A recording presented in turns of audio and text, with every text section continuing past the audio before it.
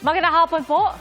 Disgrasya ang sinapit ng isang pulis na rumisponde sa nag-aamok na lalaki sa Camarines Sur. Naputulan po siya ng kamay matapos tagain ng suspect.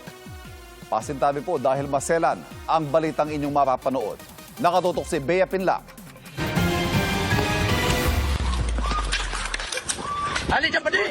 Ang pagresponde ng pulisya sa nag-aamok na lalaki sa San Jose, Camarines Sur kahapon. Nauwi sa sunod-sunod na pagpapaputok ng baril ng pulisya. Hindi nahagip sa video pero ang suspect pinagtataga ang isa sa mga rumespondeng pulis. Kakusapin po sana, i-discalib yung sitwasyon, pakakalinin po sir na in the process na tumba po siya and doon na po siya inatake ng suspect. So tinaga po siya, sinalag po ni Police Staff Sergeant Narañas po yung kamay niya and doon na po na-putol. Putol ang kamay ni Police Staff Sergeant Noli Miranya pero nagawa pa niyang daganan ang suspect para arestuhin. Wala na pong nagawa yung kasamaan po niya na bilitan po ng suspect para po ma-ticket po yung pag-atake. Sugatan ng suspect na nagtamo ng mga tama ng bala sa tiyan. Sa record ng pulisya, dati siyang may kaso ng alarms and scandals. Yan po malang skandal, pero napapasify naman. Yun po yung pang mga previous. Allegedly ma'am, according sa family po niya, sabi po meron po daw na mental health condition, bandit po yung tao. Si Miranya naman, bukod sa tinaga ang kamay, nasugatan din sa muka. Nag-undergo po siya ng operation. Naibalik na po yung kamay niya and under observation. Kapag siya ng frustrated murder tsaka direct assault po, yun po ang pwedeng maipile natin kaso sa suspect po. Sinusubukan pa ng GMA News na makuhanan ng pahayag ang biktimang pulis at kaanak ng suspect pero wala pa silang tugon. Binigyang pugay ng National Police Commission ang sakripisyo at tapang na ipinamalas ni Miranya. Pagtitiyak ng NAPOLCOM, makatatanggap si Miranya at ang pamilya niya ng tulong habang siya'y nagpapagaling. Bea Pinlac, nakatutok, 24 oras. Nang dahil sa hindi humuhupang baha, naputulan na ng paa ang isang residente ng Hagonoy, Bulacan. At hanggang ngayon, tila lunod pa rin ang mga kapwa niya residente sa kalbaryong dala ng tila hindi masusulsyang baha sa kanilang lugar. Isa po ang Hagonoy sa mga ininspeksyon ng DPWH na mayroon umanong ghost flood control projects. Yan po ang tinutukan ni Bea Pinlac. May bubong man na nasisilungan, lubog naman sa baha ang bahay ng maraming residente sa Hagonoy, Bulacan. Bugbog sarado kami. Kawawa po ang... Bukod sa perwisyo sa buhay at hanap buhay, baha ang naging dahilan para maputol ang paa ni Angel 2 taon nang nakalilipas. 2 araw itong nababad sa tubig baha na madumi. Hindi ko alam, meron akong maliit na sugat sa paa. Kung hindi ko siya ipapaputol, mamamatay ako. So I have no choice. Likas na bahain ng Hagonoy na sumasalo sa tubig mula sa Pampanga River at Manila Bay. Bahagi ng unang distrito ng Bulacan, napugad ng mga maanomalyang flood control project. Kaya ininspeksyon ito ni DPWH Secretary Vince Dizon at Cabinet Secretary Benhur Abalos kahapon. Meron pong 5 pumping station at floodgate na ginawa dito. Ginawa, quote-unquote. Kasi ala naman talagang ginawa. Sabi pa ni Dizon, kakaunti na nga ang mga diking itinayo roon, putol-putol pa. Yung blue, ito katiting-titing lang na ito. Putol-putol. Yan po ang nagawa lang. At yung may mga iba pa dyan, sira-sira na. Sa Paumbong, matagal nang nagiba ng mababagsik na alon ang mga dike sa Barangay Santa Cruz at Barangay Masukol na wala pang 5 taon mula nang maitayo. Mali ang disenyo nito. Yung design na ganito, ito pang river dike. Hindi naman river to, dagat na to eh.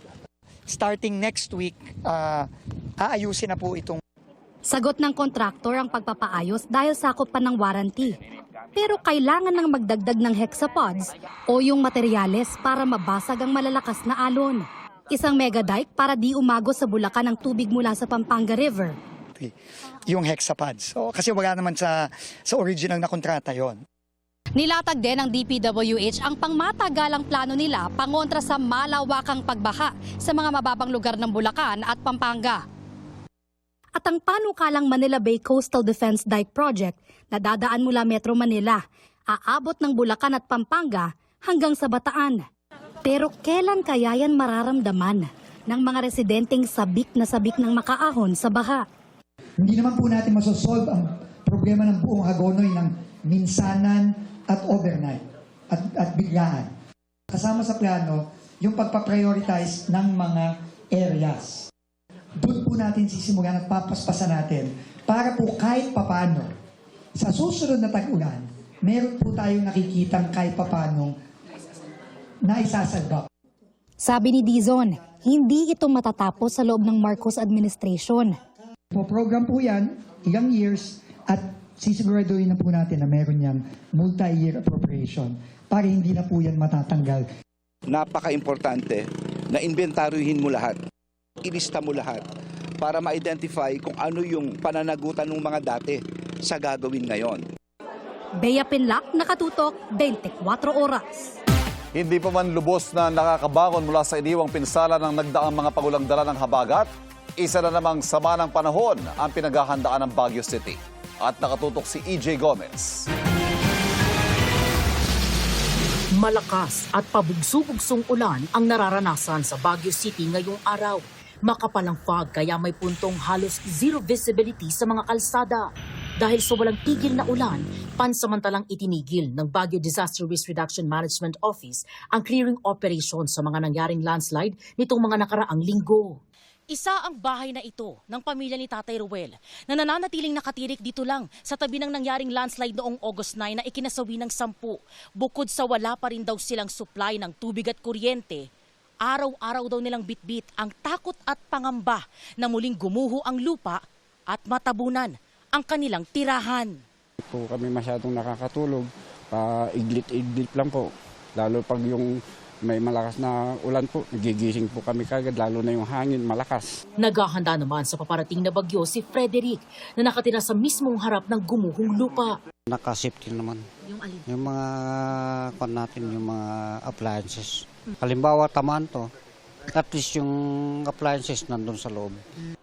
Ilan sa 27 pamilyang apektado ng landslide ang pansamantalang nananatili sa barangay hall ng Gisad, Surong. Nagmamonitor din po kami ng gabi.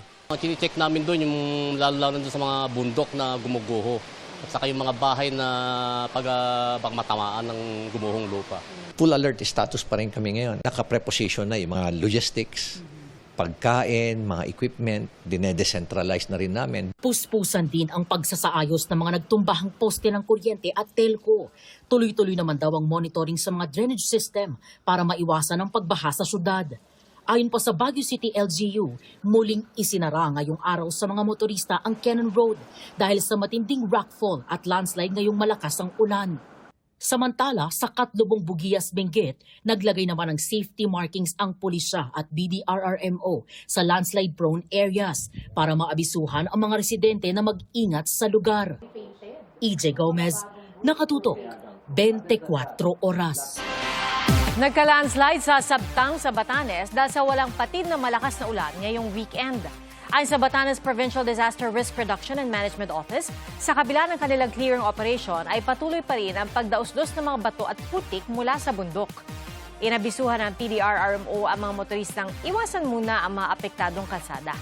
Ayon sa Pag-asa, ang mapag-ulan sa Batanes ay bunsod ng habagat. Isinauli ng isang nagtitinda sa kalye na hulog ng cellphone ng isang estudyante sa isang bus terminal sa Cebu. Hindi na malaya ng estudyanteng nahulog na pala ang kanyang cellphone habang pasakay ng taxi. Nang makaalis ang taxi, pinulot ng isang lalaking kinilala na tindero sa lugar ang cellphone.